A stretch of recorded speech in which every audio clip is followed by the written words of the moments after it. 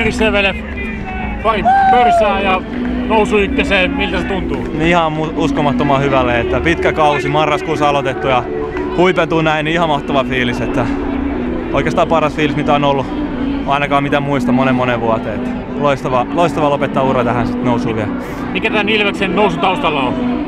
Kyllä me ollaan painettu yhtenäisesti hommia sieltä just marraskuusta asti ja jo loistavalla joukkueen hengellä ja loistavalla valmennuksella tietysti. Niin. Ja koko fanien kanssa ja koko Ilves-henki on ollut loistava. Ihan mahtavaa. Mitäs tänään illalla? Tänään illalla, katsot noitten jätkiä, lähdetään menee, niin